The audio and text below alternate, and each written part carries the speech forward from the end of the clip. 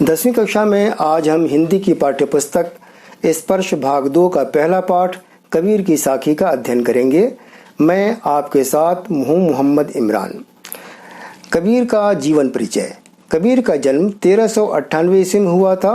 उन्होंने अपने दोहों और साखियों के माध्यम से समाज में फैली हुई बुरी रीतियों पर गहरी और तीखी चोट की है।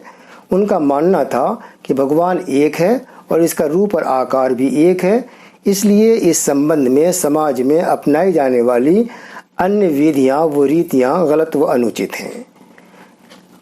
आज के हमारे पाठ का शीर्षक है साखी। साखी का अर्थ होता है प्रत्यक्ष ज्ञान, अर्थात वो ज्ञान जो अपने तजर्बे से हासिल किया जाए। कबीर ने जीवन में इधर उधर घूमते हुए जो कुछ समाज में देखा और जिसका उन्होंने स्वयं ही अनुभव किया, उसको अपनी साखियों के माध्यम से हम तक पहुंचाया है। उनका यह अनुभव से भरा हुआ ज्ञान हमारे और आपके जीवन में भी बहुत उपयोगी है और बहुत ही काम आने वाला है। अब आइए इस पाठ की पहली साखी को पढ़ते हैं और उसका अर्थ समझते हैं। पहली साखी है, ऐसी बाणी बोलिए मन का आपा खोई, अपना तन शीतल करे औरन को सुख होई। इन पंक्तियों में वाय शब्द वाणी का मूल है वाणी, जिसका अर्थ है बोली या बात। आपा शब्द का अर्थ है अहम या घमंड। दूसरी पंक्ति में आए शब्द तन का अर्थ है शरीर और शीतल का मूल शब्द है शीतल, जिसका अर्थ है ठंडा या शांत। और उनको इस शब्द का अर्थ है दूसरों को। कबीर इन पंक्तियों में कहते हैं कि हमें जीवन में ऐसी बोली बोलनी चाहिए या ऐसी बात कहनी चाहिए जिससे हमारे मन का घमंड और अहंकार दूर हो जाए। जब ये भावना मन में नहीं रहेगी तो हमारा मन शांत बना रहेगा और इस तरह दूसरों को भी सुख की अनुभूति होगी और यही मानवता है। कबीर की दूसरी साखी है, कस्तूरी कुंडली बसे मृग ढूंढे वन माही, ऐसे घटी घटी राम हैं दुनिया देखे नाही। इन पंक्तियों में कस्तूरी का अर्थ है सुगंध, खुशबू या मुश्क। कुंडली का अर्थ है नाभि। मृग का अर्थ है हिरण।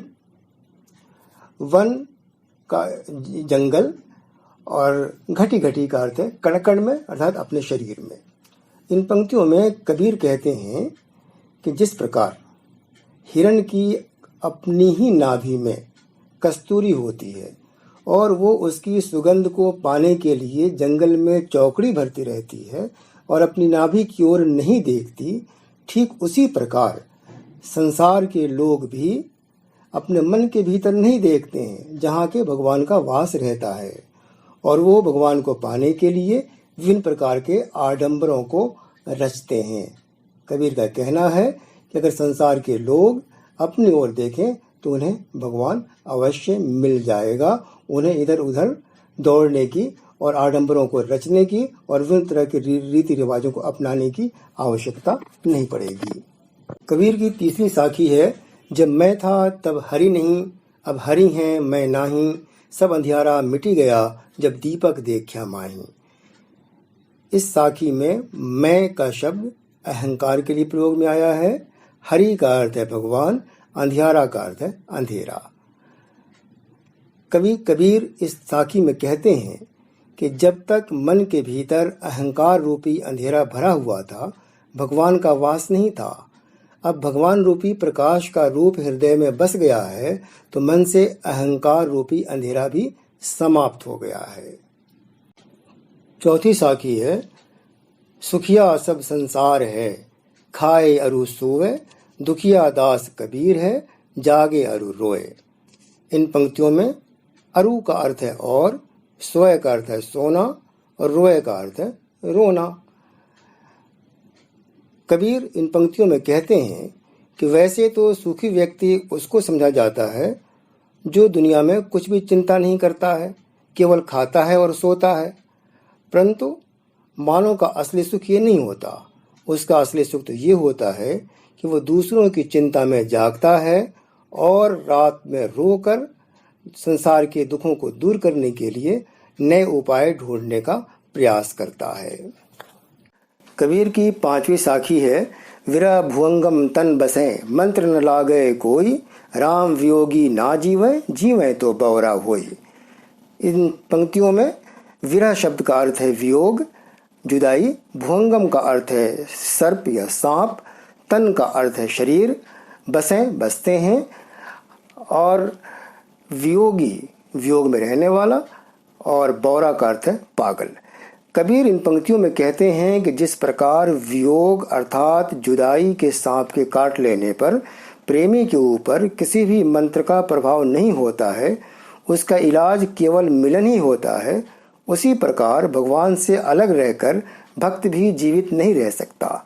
भगवान के वियोग में उसकी दशा ऐसी हो जाती है जो जैसे कि पागलों की दशा होती है कि वो कहीं पर भी स्थायी रूप में रह नहीं सकता जब तक कि उसके लक्ष्य की प्राप्ति न हो जाए।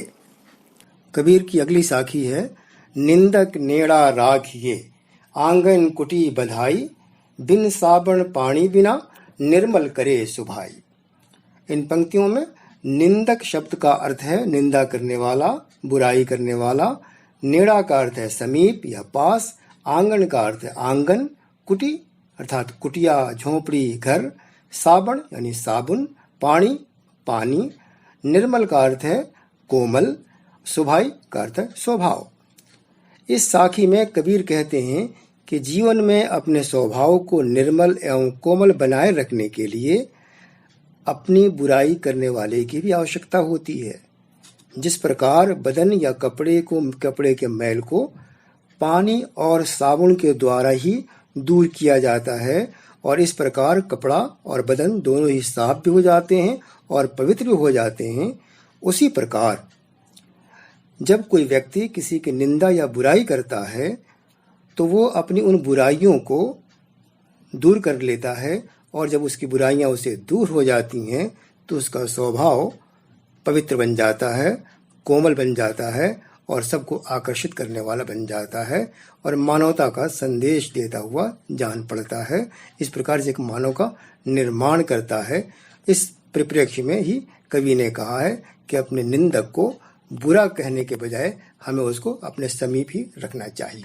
कबीर की 7वीं साखी है पोथी पढ़ी पढ़ी जग मुआ, पंडित भया न कोई, ऐके अशिर पीऊ का, पढ़े सो पंडित हुए।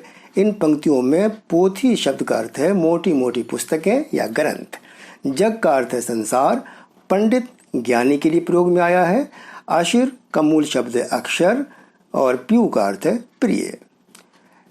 इस साखी में कबीर ने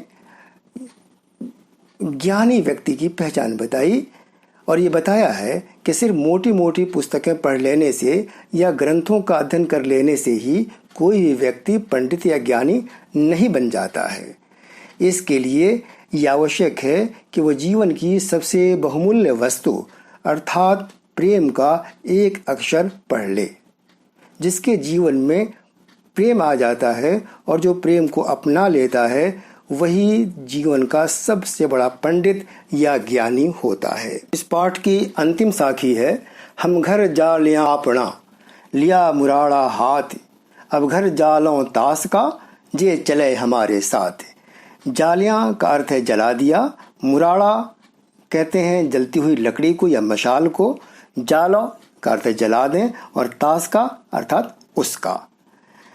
इस साखी में कबीर कहते हैं कि जीवन में मानवता का संदेश फैलाने के लिए सबसे पहले अपने मन की बुराइयों और मोह माया को जलाना होगा अर्थात उसका त्याग करना होगा। कबीर ने अपने मन में घर की हुई अर्थात बसी हुई माया को सबसे पहले जला दिया है और वो मानवता की मशाल लेकर संसार के लोगों को ये संदेश देने चला है कि जिसको भी इस सत्य मार्ग पर चलना है वो भी मेरी ही भांति इस जलती हुई लकड़ी से अपने मन के अंदर बसी हुई माया को जला दे अर्थात अपने जीवन से लोभ व लालच का त्याग कर दे, तभी मानवता का निर्माण संभव हो सकता है। आइए अब इस पाठ के कुछ महत्वपूर्ण प्रश्नों के उत्तर जान लेते हैं। पहला प्रश्न है, कवि ने पहली साखी में कैसी बोली बोलने की बात कही है और उसका क्या प्रभाव बताया है। तो इसका उत्तर आप यूँ लिख सकते हैं, कवि कबीर ने पहली साखी में मानव को मीठी बोली बोलने के लिए कहा है जिसका सीधा प्रभाव ये होता है कि अपना तन और मन शांत रहता है तथा दूसरे लोगों को भी सुख की प्राप्ति होती है। दूसरा महत्वपूर्ण प्रश्न है कि दीपक से अंधेरा मिटने की बात कहकर कबीर ने क्या समझाने का प्रयास किया है। कबीर ने दीपक द्वारा अंधेरा समाप्त करने की बात कहकर यह समझाया है कि जिस प्रकार दीपक के जलने से अंधेरा दूर हो जाता है, ठीक इसी प्रकार मन में भगवान को बसा लेने से भी मन का अहंकार मिट जाता है।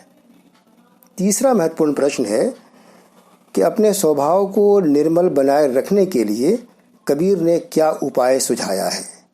इसका उत्तर है, कबीर ने अपनी साखी के माध्यम से मानव के स्वभाव को निर्मल व कोमल बनाए रखने के लिए अपने निंदक या बुराई करने वाले को अपने समीप रखने का सुझाव दिया है।